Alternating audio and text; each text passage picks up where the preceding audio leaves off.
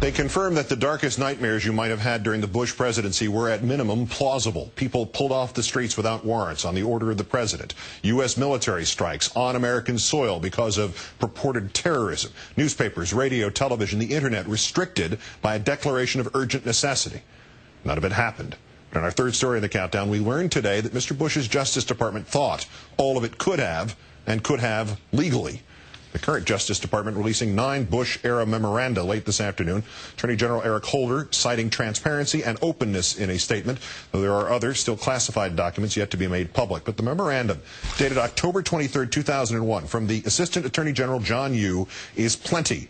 It is 37 pages, reading in part.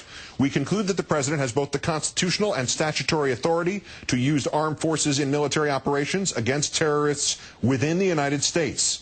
Not clear enough? How about the memo dated March 13, 2002, concluding that the Commander-in-Chief's power to transfer prisoners captured in war is not restricted by the Torture Convention, and that al-Qaeda and Taliban prisoners are not entitled to POW status.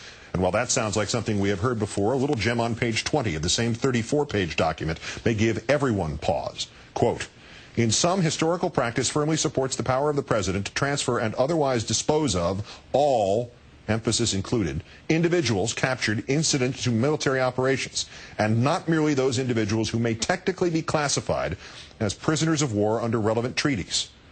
There were also memoranda suggesting that the government could put new restrictions on press and speech, and one contemplating ways to use wiretaps without warrants. 2 of the 9 memos came later and constituted an attempt at a cover, if not the cover-up, October 6, 2008, just before the presidential election. Quote, "Advised that caution should be exercised before relying in any respect on the memorandum authority to use military force to combat terrorist activities within the United States." And January 15th this year, days before the inauguration, quote, "Certain provisions stated in several opinions issued by the Office of Legal Counsel in 2001 to 2003 respecting the allocation of authority between the President and Congress in matters of war and national security do not reflect the current views of this office." Let's call in FindLaw.com columnist, author of Worse Than Watergate and Broken Government, former Nixon White House counsel John Dean. John, good evening. John, good evening. Okay. Can we overstate how bad this was? I don't really think so. You know, during the Civil War, they called Lincoln a constitutional dictator. Reading these memos, you've got to almost conclude we had an unconstitutional dictator. It's pretty deadly and pretty serious what's in these materials.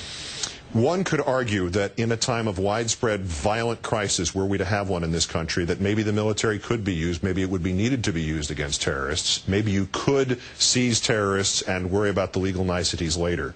But isn't the flaw in this situation contained in this question? Who in this formula was supposed to decide that these were terrorists? Well, according to these memos, it really is rather limited to the President of the United States, and there are no guidelines as to how he might define or describe who was or was not a terrorist. So that is the flaw. You put your finger exactly on it. So that's the scenario that when we were all assured that any of these suspensions of habeas corpus would apply only to American citizens or non-American citizens, that was the catch in it. If you were pulled off the street and you said, wait a minute, I was born in this country, I've got to go see a judge, I've got to show you my birth certificate, you'd never get to see the judge. It wouldn't matter whether or not you were born in this country. Exactly right. This is indeed the problem we've had with some litigation with some of the detainees. The President can unilaterally, or theoretically even somebody he delegates, can decide who indeed can be incarcerated and who cannot. That's why I say this is pretty close to being an unconstitutional dictator in any definition under the law of this country. Do these memoranda, and again we've only seen a couple of them and only for a couple of hours, do they at this point offer any insight into any of the other Bush policies like torture or waterboarding? Do they help us contextualize them? I think, Keith, they're good examples of what you can call the corporatization of government law. And by that I mean, in corporations you tend to have lawyers who have set their goal as to where they want to take a given argument, and they've decided where they want to go before they start writing the opinion. That's what's happened in this instance. These aren't fair allocations or analysis of what indeed the law is. It's an effort to indeed push a position and back it up with legal reasoning. And those last two memos, the October 2008 one says advise that caution should be exercised before relying on any respect on one memorandum, and the one from January, the one that says the current positions are not reflected in the views of some previous memos. Does the old cover-up is worse than the crime thing apply here? Are those last two, pay no attention to the previous memos, more damning than the rest? Well, indeed, this is pretty close. I don't give evil motives to anybody involved in this, but certainly there is some CYA in here as far as cover-up. And I think that certainly comes through in these last two memos you mentioned, where they're really repealing the earlier ones. Someone's protecting themselves because these opinions, while they sat on the books for a long time and for literally years of the Bush administration, it wasn't until really the final days of the administration they decided, well, we better clean this up and repeal these and say these aren't standing precedents. What does it say about what we need to do now in terms of investigating all this, John, now that we have the, is this the scale tipper for everybody?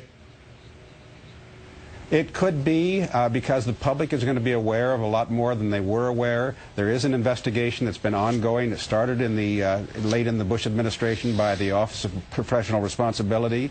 And I think that investigation, which we've heard a little bit about, is going to be very hard to suppress now. As lawyers get in and look at the strength and weaknesses of these arguments, and they're primarily weaknesses because that's why they were indeed repealed, I think that the Office of Professional Responsibility may make some very strong recommendations that could include prosecution.